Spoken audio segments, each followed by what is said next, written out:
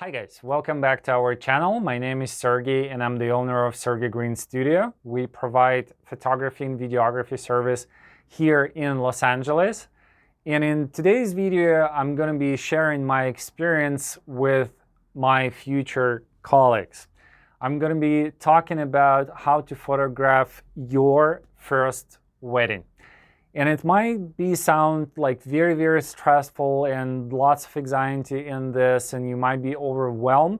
But what we're going to do, we're going to just break down this huge stressful situation in a very small blocks, and we're going to go through each and every one of them, and you're going to see that it's actually not that scared, and it's more scared in your mind than in reality. So let's just go step by step. First of all, what you want to do, you want to know your gear very well before you go to the wedding and photograph it.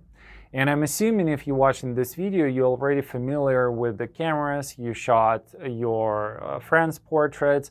Maybe you did some landscape photography. Maybe you did street photography and things like that. Maybe other things. But you want to make sure that you know your gear very well. You know all the settings, all the features and everything like that. You know your lenses very well. You know your flashes, how they work, how to set them properly, if you have multiple stuff like that. And also for the wedding, that would be super helpful if you can get a backup camera. I know you're probably not going to be able to afford the second camera when you just starting shooting weddings, but maybe you can ask your colleagues or your friends to borrow this camera and just explain them that it's probably going to be sitting in the back, no one going to touch it, but it should be there just in case if something goes wrong with your camera. For me personally, it's happened only once. But still, you want to make sure that you have it there. Also, you want to have enough memory cards. You also want to have enough batteries. You basically want to have double supply of what you actually need. Second thing is to make sure that you're taking your time for everything. And by that, I mean you charge all of your batteries a day before. You're making sure that your memory cards are empty and ready to go. You want to make sure that your car is absolutely ready to go and full of gas in case you're going to be driving back and forth and things like that. And at the morning day, you also want to make sure that you're arriving at least an hour in advance to the venue. And why is that? On just two simple examples, like on a real thing. For example, I'm right here in West Hollywood, and my wedding is in Malibu. It's like 70% of my weddings or so. And it's going to take me an hour to get there. And let's say my wedding starts at 10. I'm going to be sitting in my car at 8 a.m. and I'll arrive there probably at 9. And I'm just going to be calmly driving to my wedding, probably listening to the book and things like that. And what can be on the opposite side? Let's say, again, you want to be there at 10 and you figured like, okay, it's only an hour drive. I'm going to be out of the house by 9. In reality, you're going to grab the bag with your gear at 9. You're going to be sitting in the car at 9:10. You're going to start driving and maybe the traffic starts to build up. So you start nervousing about it. And sometimes your tire can blow up. Sometimes you can get into the accident. My second shooter actually got once into the accident, but because she was like an hour in advance with everything, she had enough time to figure out this situation, jump into the Uber, and still get on time to the wedding. So on one side, you just calm and relax and you arrive to the wedding and you have enough time to scout the location. You have enough time to say hi to all the vendors into your couple. And by that, you build in the relationship with the new vendors and you probably get in some businesses because they would appreciate that you are there on time. And on the other side, you run in late, you get in there like 10-15 minutes late, and it will affect your state of mind. You're going to be all nervous and sweaty and everything, and your vendors would notice that as well, that you didn't arrive on time and things like that. So it's not a good thing. And on the wedding day, the only thing that you have is the wedding. There's nothing else, literally. You have to be all in your wedding. There is nothing going on in this specific day.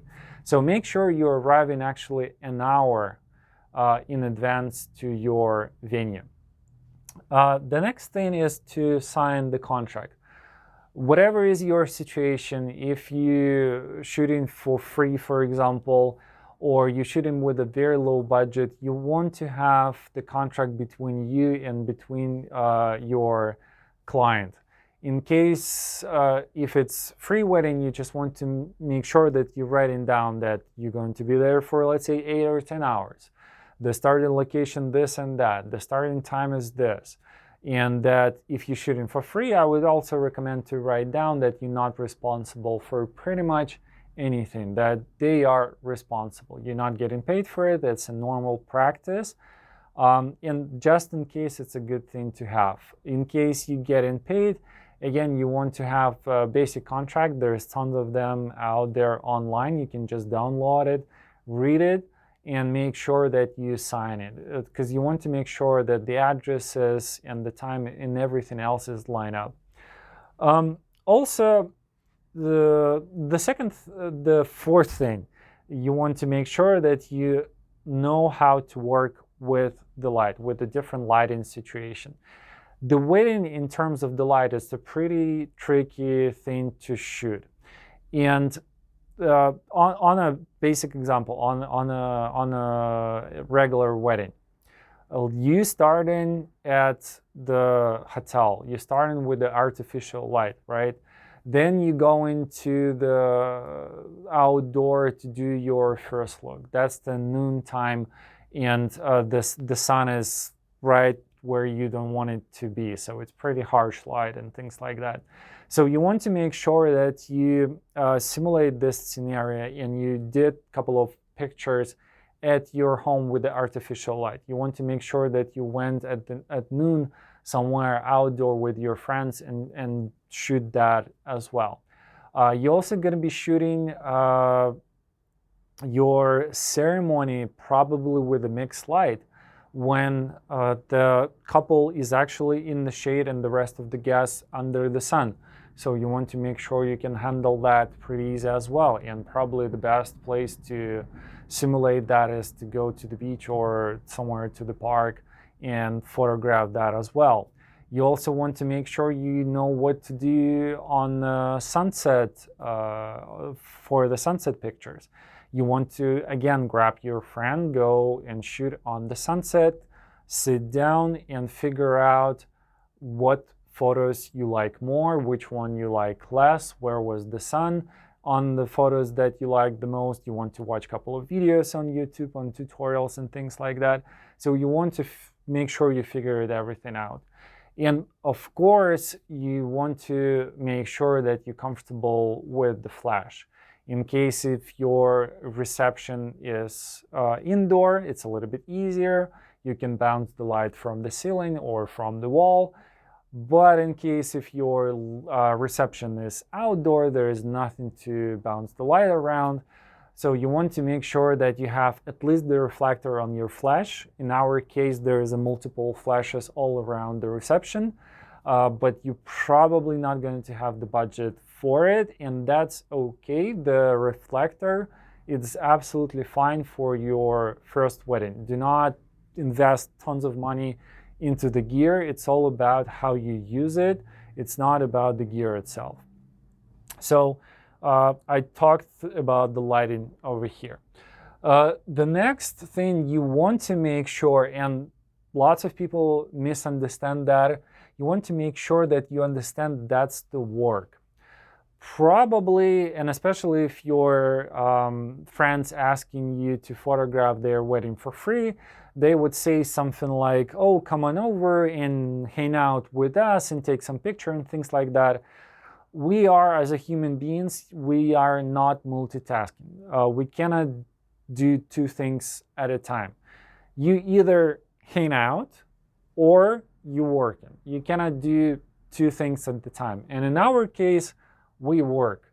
So everything that we do, we completely focused on the lighting, on posing, on the timeline, and things like that. That's also mean that we're not dancing, we're not hanging out. The bar for us is closed. We are as professional as it can be.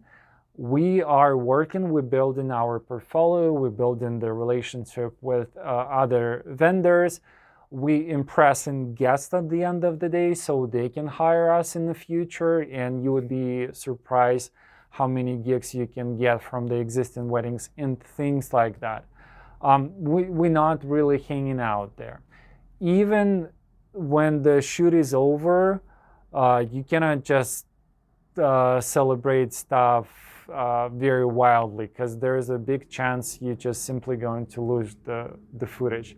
So we're working over here, and you have to be very aware of that. The next thing, I would highly recommend you to stay under 10 hours of shooting, and you want to be very clear with your bride and the groom about it.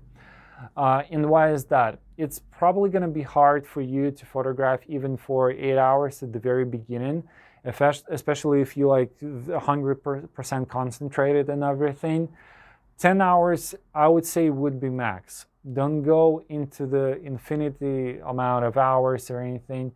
And make sure you talk about it with your couple very, very openly, that you're going to be there, let's say, for 10 hours, from 10 to 8. And at 8 p.m., your camera going to go into the bag and you're done with it. You also don't want to go through the tons of pictures, because there's a huge difference between like 10 hours and 14 hours.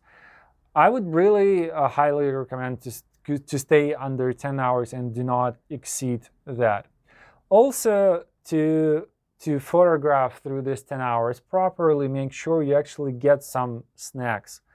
The real situation is that you're probably going to have your breakfast, you're not going to have your lunch, and your dinner not going to happen until like 8. And without the fuel, you cannot really function properly. And on the wedding, you're gonna make like 15,000 steps. You're gonna be running back and forth. You're gonna be constantly thinking about composition, about the light. You're gonna be working with the people.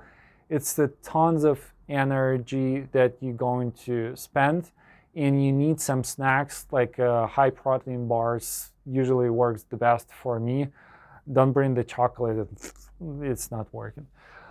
Also, make sure that you made a plan for yourself. And then the reality is, if you hired for your first wedding, that means that it's probably a low budget wedding. Or if your friends hired you for free, usually what does mean that they don't have like a very strict timeline, very detailed timeline. And what you want to make sure that you have it on your own terms.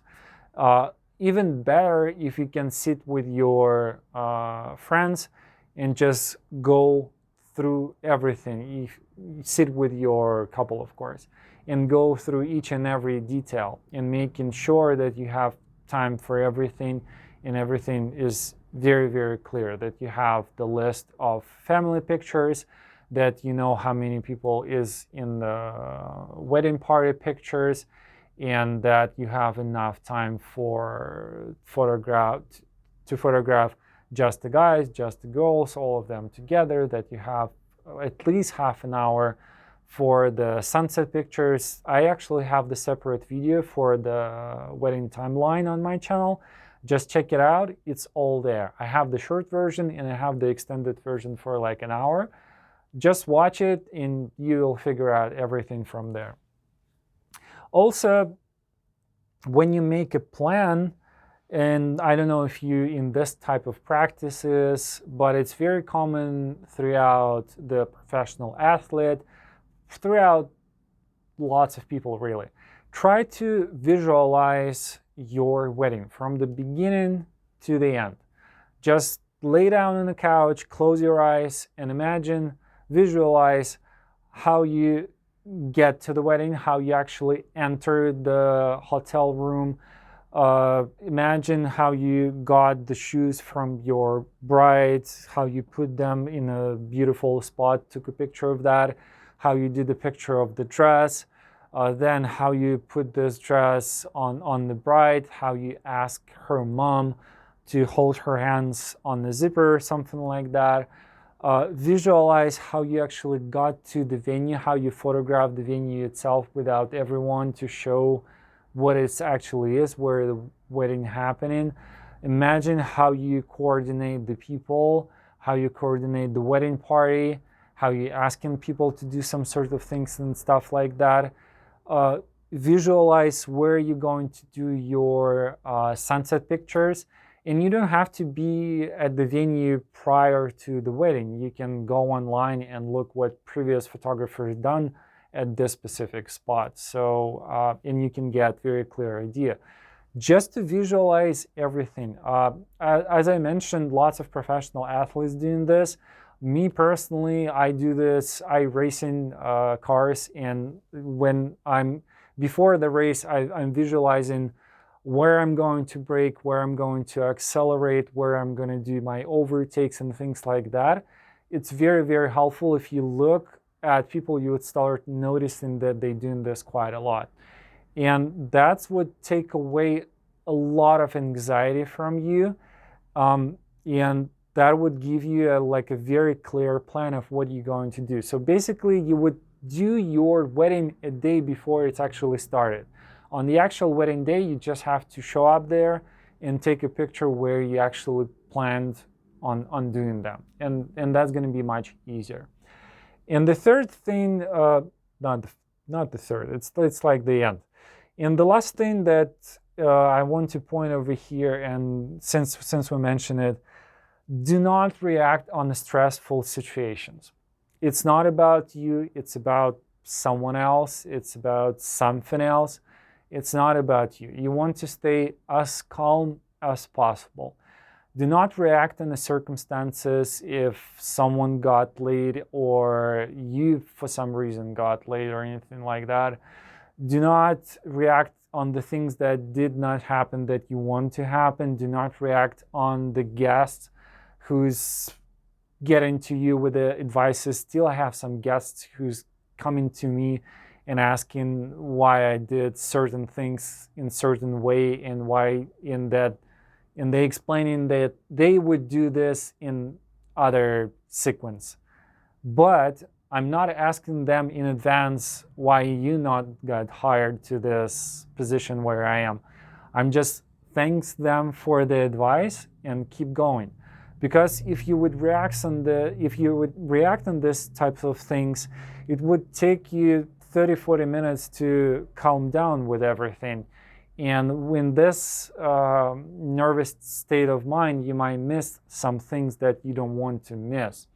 And also, from my experience, like 100% of the time, the best photographers and videographers, it's someone who is like very, very calm and who's like completely focused on the light, on working with the couple, on searching for the best composition, on staying on time and things like that, who is not affected by surrounding stuff.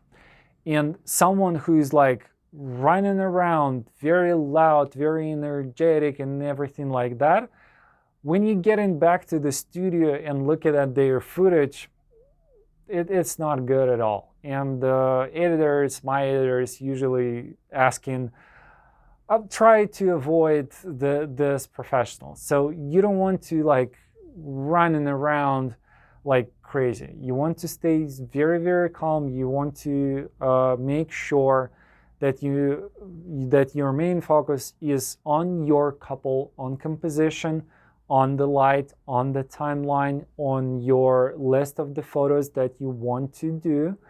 And that if some sort of stressful situation going into your way, you do not react on that. It's not happening until you're reacting on this situation. And just think about it. It's very, very important. So again, you want to be this very, very calm photographer. The rest of the things you will figure out from one wedding to another. Again, it's your first thing. It's absolutely fine to fail or anything like that. It's absolutely normal. Give yourself room, give yourself time and space. Just go out there and do your best. I wish you good luck with your very first gig. And I hope you're going to be a very good colleague and a very good competition to our team. Welcome to the absolutely exciting world of the wedding photography. And thank you so much for watching this video. I hope you will subscribe to this channel, and I'll see you in the next video.